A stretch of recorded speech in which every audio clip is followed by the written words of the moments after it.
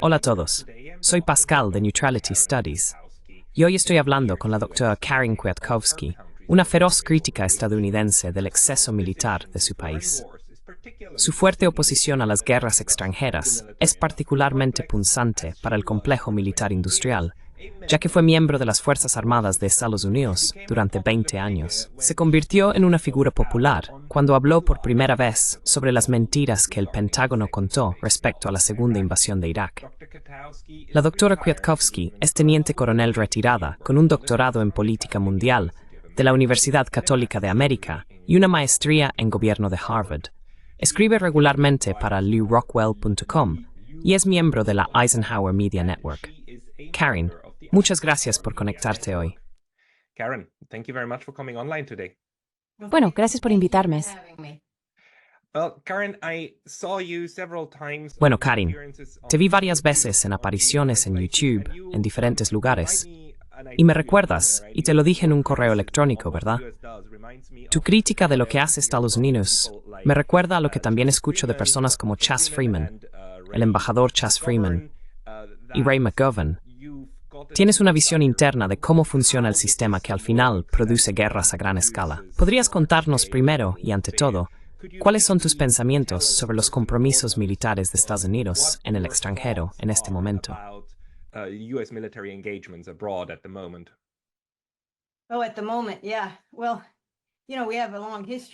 En este momento sí. Bueno, sabes, tenemos una larga historia de interferencia y uso de la fuerza. Estados Unidos utiliza la fuerza básicamente como un medio de su política exterior y no siempre suele ser la primera opción en lugar de la última.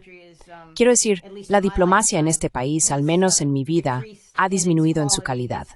Realmente no está muy bien desarrollada. En tiempos recientes ni siquiera hemos visto la aparición de ningún tipo de estadistas, presidentes que tengan un buen conocimiento y comprensión de la política exterior, que entiendan cómo ejercer el poder blando. No hemos tenido presidentes que realmente puedan hacer eso muy bien.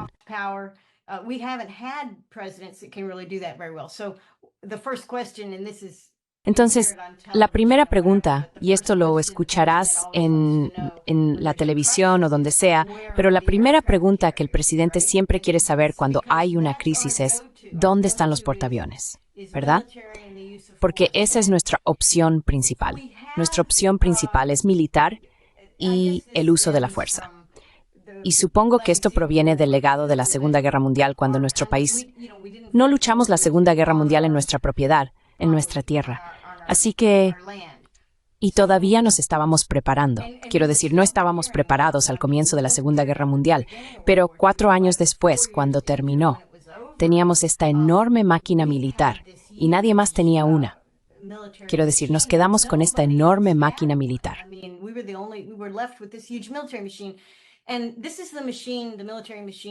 Y esta es la máquina militar y el complejo militar industrial del que, por supuesto, Eisenhower advirtió. Sabes, él dijo que se estaba convirtiendo en un poder en sí mismo. Estoy parafraseando. No dijo eso, pero comunicó a la gente al final de su mandato que se estaba convirtiendo en su propia justificación para continuar y tenía los medios para seguir creciendo. Y, por supuesto, hemos visto eso. Ahora, que Eisenhower advirtiera sobre ello es una cosa, pero realmente nadie tomó esa advertencia. Y además fue un poco tarde. Sabes, si tienes un perro pequeño que muerde a todos y esperas hasta que sea un perro grande que muerde a todos, es un problema.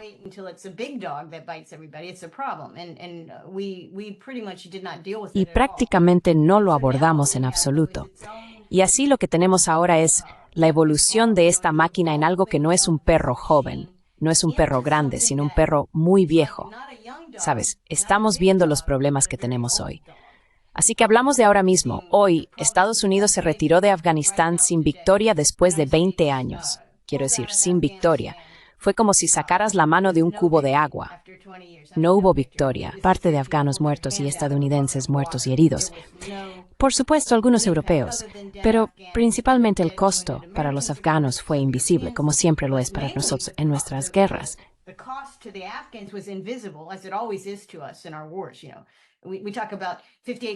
Sabes, hablamos de 58,000 personas que murieron en Vietnam. Eso no es cuántas personas murieron en Vietnam, eso es cuántos soldados estadounidenses murieron en Vietnam. Sabes, 1,5 millones, 2 millones de personas murieron allí en Vietnam durante el periodo de esa guerra. No los contamos. Así que en Afganistán, por supuesto, lo mismo. No los contamos. En Irak, dejamos Irak. Bueno, casi. Estamos casi completamente fuera de Irak. ¿Y cuántos iraquíes murieron? ¿Los contamos? No, no nos importa. No nos importa contarlos. Así que tenemos esta máquina que crea caos y no logra sus objetivos. Ahora, eso es muy diferente a la Segunda Guerra Mundial, donde creamos caos y logramos objetivos. ¿De acuerdo?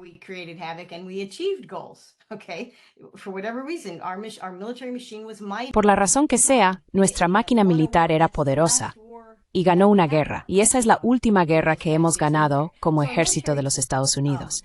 Así que nuestro ejército está envejeciendo, en cierto sentido. Está gordo. Está muy gordo. Está muy fuera de forma. Y no estoy diciendo que, ya sabes, los chicos de las fuerzas especiales estén fuera de forma. No lo están. Los chicos de las fuerzas especiales no están fuera de forma. Pero el ejército, en su conjunto, el complejo militar industrial, no es muy receptivo. Es muy caro. Es lento. Hemos evolucionado. La producción militar industrial ha evolucionado hacia la fabricación de pequeñas cantidades de artículos muy rentables y muy caros que también tienen una logística muy rentable y costosa que deben mantenerse.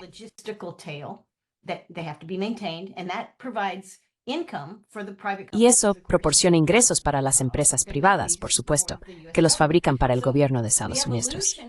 Así que la evolución ha sido, aunque parece que es realmente grande y cuesta 1 billón al año, quiero decir, nuestro complejo militar industrial es 1 billón al año. Eso no cuenta todo el gasto en inteligencia, pero solo el Pentágono es casi 1 billón al año. Pero, ¿qué obtenemos por eso? Bueno, nadie realmente lo sabe porque no es un ejército temible que pueda ir y hacer cosas que el presidente piensa que puede hacer. Este es un problema real.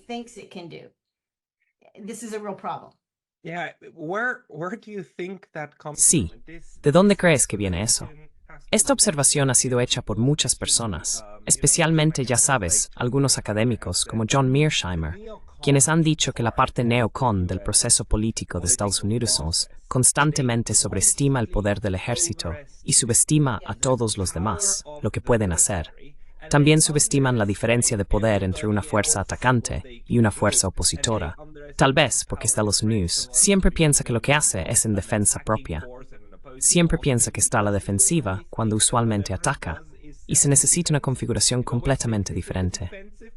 ¿Puedes hablar sobre eso?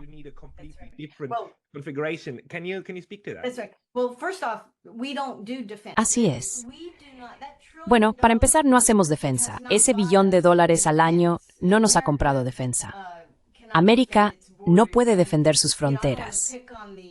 Y, sabes, no quiero centrarme en el tema de la inmigración, que es un tema actual para muchos países, pero es un tema actual para nosotros en este país.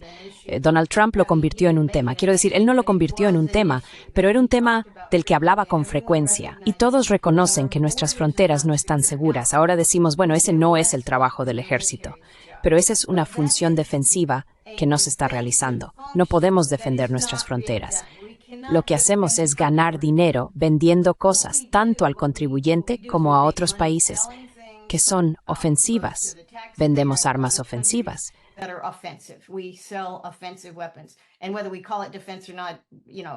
Y ya sea que lo llamemos defensa o no, una persona promedio puede darse cuenta de que no es defensivo. Eso es una cosa.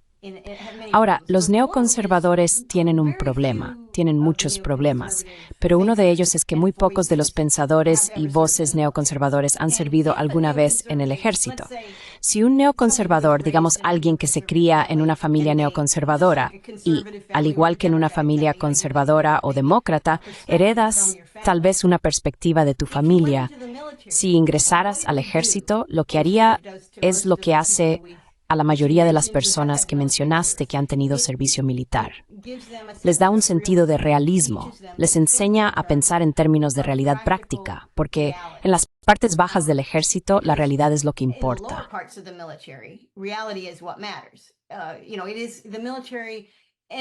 Sabes, en el ejército, en cualquier ejército, en casi cualquier ejército del mundo, muchas veces los padres dicen, mi hijo necesita aprender a hacer las cosas, a aprender una habilidad y hacer que las cosas sucedan, necesita madurar.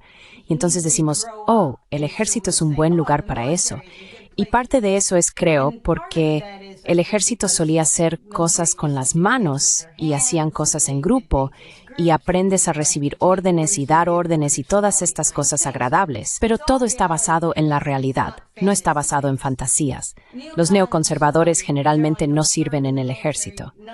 Ninguno de los principales pensadores neoconservadores en nuestro país en los últimos 30 o 40 años ha llevado un uniforme. No hacen eso. Y por lo tanto no tienen esa experiencia que de alguna manera mejora tu realismo, no el realismo como filosofía, sino tu sentido de lo que es real.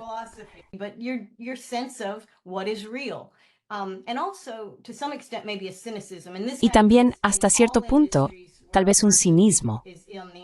Y esto sucede en todas las industrias donde una persona está en el interior, ¿verdad?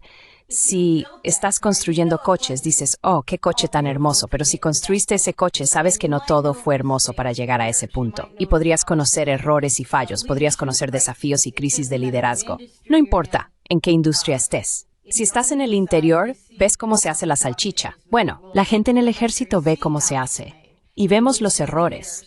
Y también vemos, a medida que subes en la cadena e incluso en la parte inferior de la cadena, ya sabes, vemos las mentiras que se dicen. Y cuando teníamos un reclutamiento en Vietnam, que fue, supongo, el último reclutamiento que tuvimos, por supuesto, llegó un montón de gente que no entró porque quería.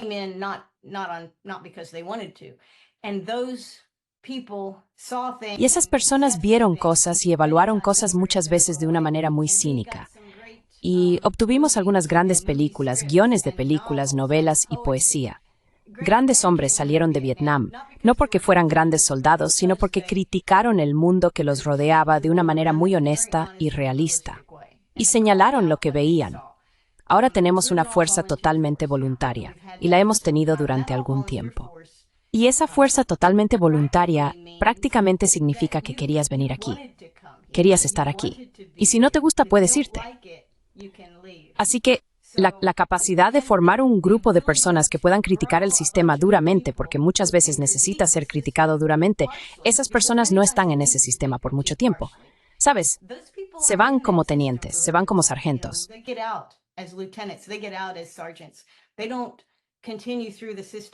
No continúan a través del sistema hacia los rangos más altos. Ahora, por supuesto, ya sabes, Ray McGovern y otras personas, el coronel McGregor, muchos de estos tipos con experiencia militar que están en un nivel más alto, son pocos y distantes entre sí debido al servicio voluntario. Así que ya supongo que lo que estoy diciendo es que no obtenemos mucha información sobre lo mal que está el sistema por dentro, porque no te lo dice y no tenemos muchos testigos que hablen al respecto. Las personas que son cínicas se salen temprano. Y esto es en parte por lo que todos en Estados Unidos piensan. Oh, el ejército es tan fuerte. Bueno, en realidad, si estuvieras en el ejército recientemente, sabrías que no lo es. No es tan fuerte. Si prestaras atención a lo que está sucediendo, verías enormes errores evidentes en la estrategia y enormes debilidades evidentes.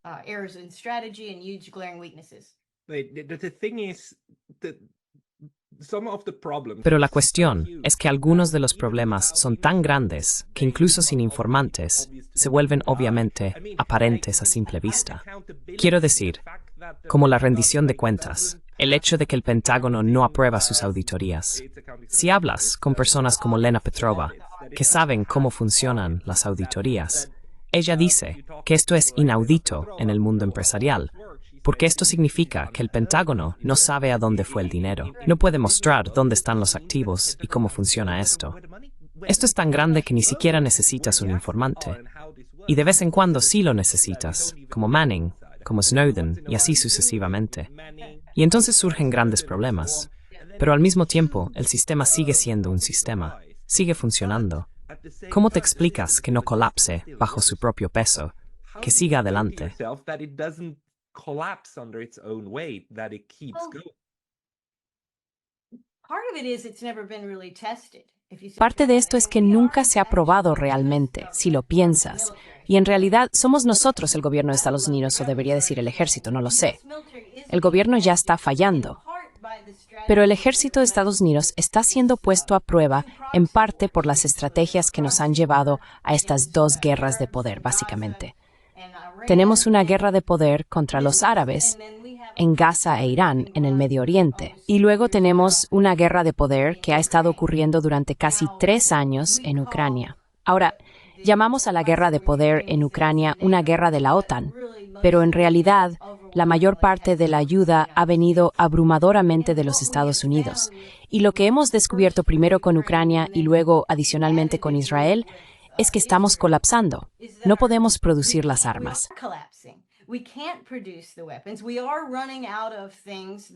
Nos estamos quedando sin cosas que realmente podríamos querer tener para nuestra propia defensa, si lo piensas de esa manera. Quiero decir, los estadounidenses confundimos la ofensiva con la defensiva, pero el sistema en sí se está desmoronando, se está rompiendo, realmente lo está. Y los neoconservadores, por supuesto, no lo ven. Pero el resto del mundo, que nos observa, creo, de manera más objetiva que nosotros dentro del sistema, dentro de Estados Unidos, sí lo ve. Y cuando el resto del mundo ve debilidad, esto agrava el problema. Así que tendría que decir que nuestro ejército no es realmente funcional para lo que debería estar haciendo el ejército de un país, que es defender a la gente. No podemos defender a la gente. Y la otra cosa es que, ya sabes, tenemos control civil sobre nuestro ejército.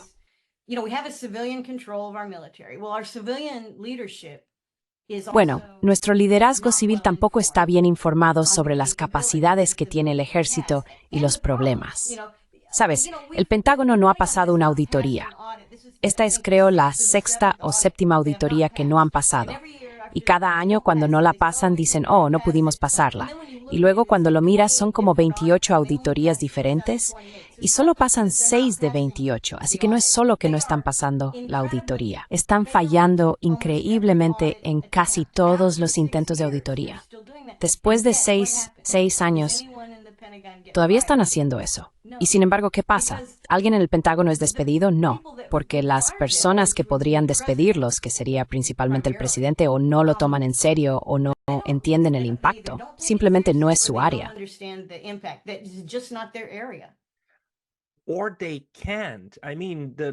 O no pueden. Quiero decir, el peligro es que está fuera de control. Quiero decir, lo vemos con los servicios de seguridad, ¿verdad? Que literalmente, incluso cuando se les requiere testificar frente al Congreso, pueden simplemente negarse a responder y decir, como asuntos de seguridad nacional, no respondemos a esto. Así que el control civil podría simplemente no estar efectivamente presente. ¿Qué piensas sobre eso?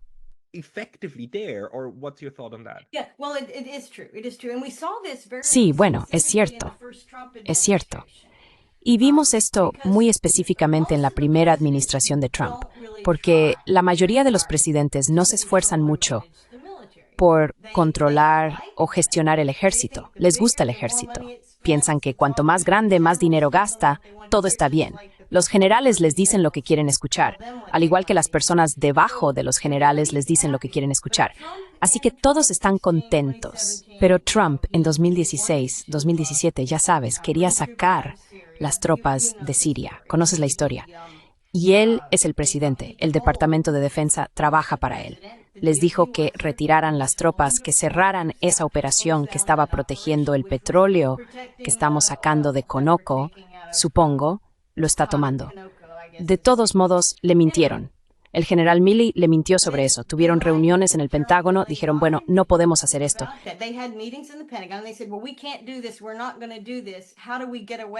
No vamos a hacer esto. ¿Cómo nos salimos con la nuestra desobedeciendo una orden presidencial? Y dijeron, bueno, ya sabes, cuando él pregunte, solo dile que movimos a estos tipos aquí y movimos a estos tipos allá. Será parcialmente cierto, pero no lo será. Y así es como le mentiremos. No le contaremos toda la historia y mantendremos a las tropas allí porque él se va a ir. Y además, realmente no nos gusta eso, no queremos hacer eso. Así que hubo un ejemplo directo de una revuelta de los generales, no una buena para la gente, sino una revuelta en nombre de los propios generales y del complejo militar industrial y las compañías petroleras que quieren esa protección y todas esas otras cosas. Y Trump no sabía esto. Trump no se enteró de que le habían mentido, hasta creo que probablemente después de que ya había dejado el cargo.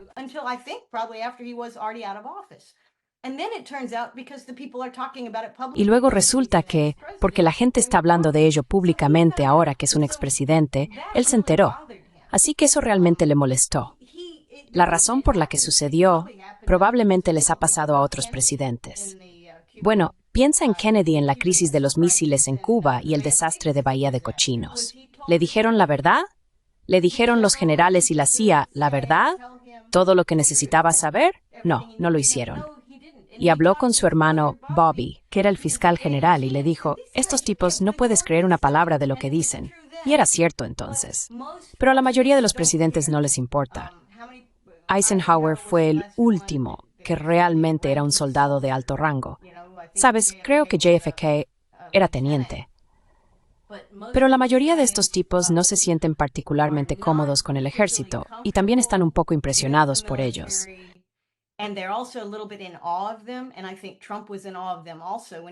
Y creo que Trump también estaba asombrado por ellos cuando era presidente.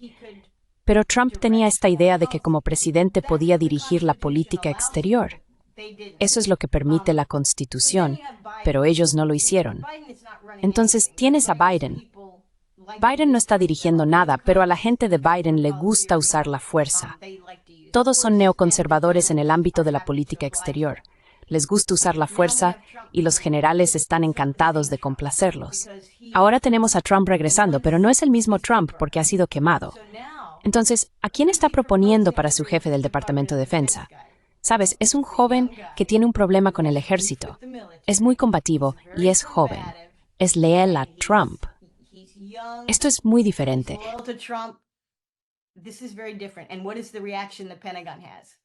¿Y cuál es la reacción que tiene el Pentágono? Oh, Dios mío, no podemos permitir esto. ¿Y qué dijo el tipo que va a hacer?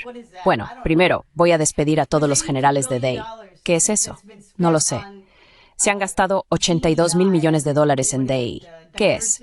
Diversidad, equidad e inclusión. 82 mil millones. $1.000 millones. Bueno, algunos generales están supervisando parte de ese dinero y todos se van a ir. Así que se les ha dicho. Muy aterrador. Muy aterrador para ellos.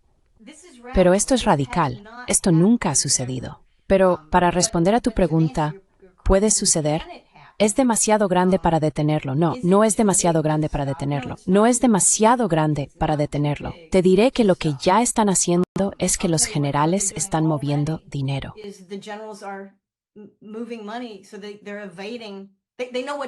Entonces están evadiendo.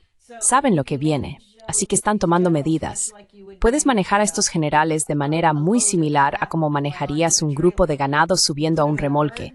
Los pones en una manada y si se salen de la línea, los golpeas con un látigo o lo que sea y responden a eso.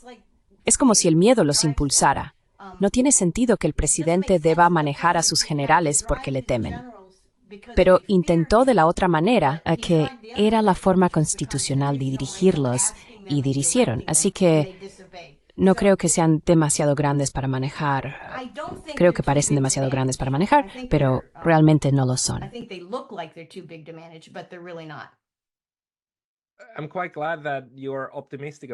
Me alegra mucho que seas optimista sobre este punto. Pero lo que estás describiendo es, por supuesto, una forma de gestión para rectificar la mala administración continua y sortear a las personas.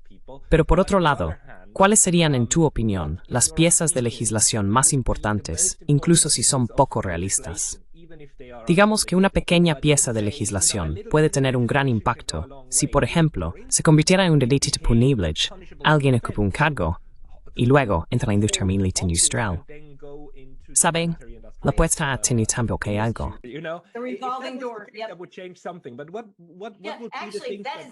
Pero en realidad ese es un gran ejemplo. De hecho, creo que Elon Musk también ha mencionado esto. Hay muchas cosas pequeñas como esa, como la legislación que lo prohíbe. Creo que ahora mismo hay un periodo de 6 meses. Tienes que esperar 6 meses y luego puedes ir. y eximieron de eso al actual secretario de Defensa. Solo ha pasado un mes, pero siguieron adelante y eximieron ese requisito. Entonces, ¿por qué harían eso? Bueno, lo hacen porque reciben mucha presión para hacerlo. Hay todo tipo de sobornos, cabildeo y flujos de dinero, y a todos les gusta el sistema tal como está. Pero nuevamente, prevenir que las personas se aprovechen de la puerta giratoria es una cosa. Esa es una legislación que el Congreso tendría que promulgar.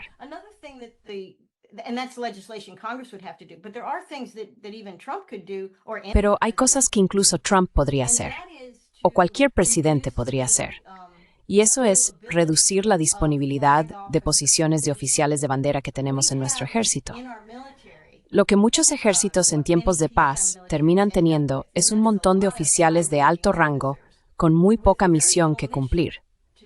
En lugar de decir, oh, bueno, esos son oficiales militares, están defendiendo el país, no. En realidad, esos son burócratas uniformados. No están defendiendo nada. Están esperando su tiempo hasta que puedan conseguir el trabajo de puerta giratoria en ese sistema. Así que si eliminara el periodo de espera de 6 meses y lo hiciera de 5 años, y se mantuviera firme en eso, si castigara a las personas que violaran eso, y si eliminara un gran número de posiciones de generales de alto nivel e hiciera realmente una revisión de eficiencia de arriba hacia abajo, ¿en qué se ha convertido nuestro ejército?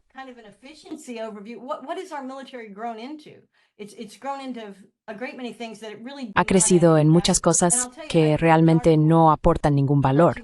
Y te diré, escribí un artículo recientemente, no hace mucho, y una de las cosas que investigué fue cómo hace algunos años, durante un periodo de 15 o 17 años, tuvimos un comité del Congreso, que era el Comité de Reorganización y Cierre de Bases. Se llamaba BRAC, B-R-A-C. Y esta fue la única manera en mi vida en que hemos podido cerrar bases militares. Es muy interesante porque cuando intentan cerrar bases, el Congreso siempre trata de asegurarse de que no se cierren bases a nivel nacional. Y por supuesto en el extranjero, si un país como Alemania nos obligaba a cerrar algunas bases porque decían, saquen a sus tropas de aquí.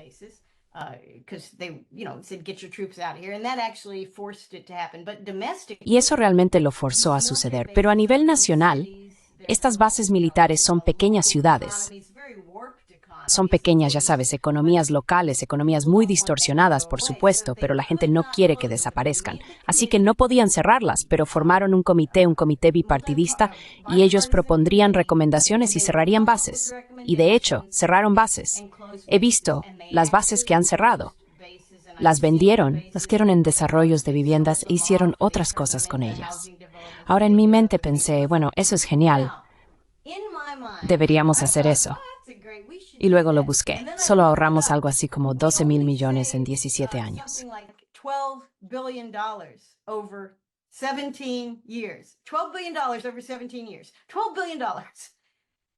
Fuera de la industria de $1 billón al año, sí. Sí, y eso fue durante los 17 años que dirigimos el programa. Ahorramos un total de 12,000 millones. Eso ni siquiera es 1,000 millones al año de $1 billón o 900,000 millones. Quiero decir, es simplemente una locura lo pequeño que es, y sin embargo se vendió a los estadounidenses, al Congreso, a personas como yo, como una gran manera de simplificar y reducir gastos generales que ya no son necesarios. Y de hecho yo llamo a eso un fracaso. Solía pensar que era un éxito hasta que vi lo poco que realmente ahorró. Fue un fracaso. Entonces, ¿cómo lo cambiamos radicalmente? ¿Puede el presidente hacerlo? ¿Puede el presidente, con el apoyo del Congreso entre legislación e iniciativas ejecutivas, realmente reducir nuestro ejército?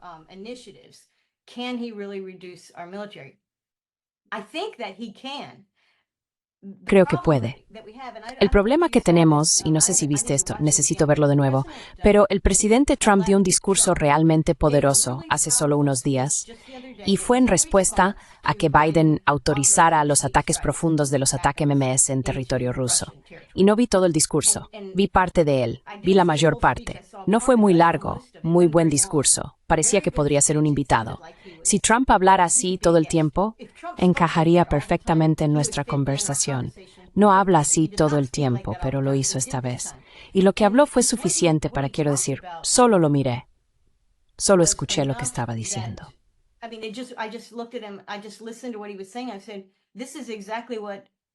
Dije, esto es exactamente lo que JFK dijo en el verano de 1963. Este es el discurso de paz de JFK. Este es el desafío de JFK a la CIA. Y JFK fue eliminado por la misma organización, por la CIA, el DoD, la CIA.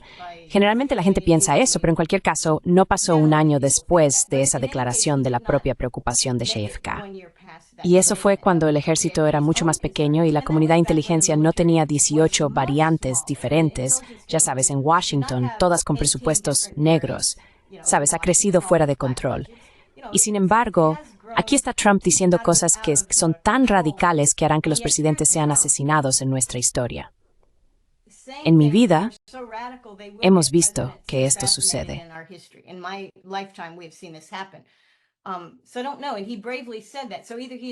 Entonces no lo sé.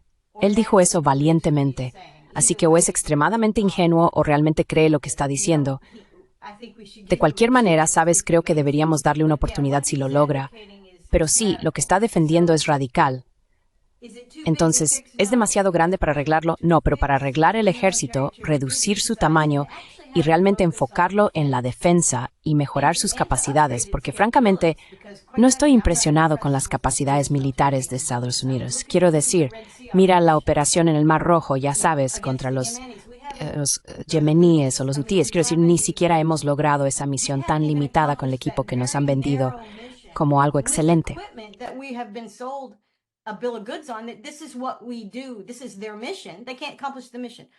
Sí. Esto es lo que hacemos. Esta es su misión. No pueden cumplir la misión contra lo que básicamente consideran ser un grupo terrorista. Así que esto es malo. Esto es malo. Así que tiene que cambiar, pero va a requerir algo radical. Y nuestro sistema, tal como está diseñado, no le gusta lo radical. Quiere tener un lento. Quiere tener debate, y ya las cosas que Trump está proponiendo y algunas de las personas y cosas que planea asignar están poniendo muy nervioso al Congreso, así como a los cabilderos y las empresas. Así que habrá mucha resistencia a lo que están tratando de hacer.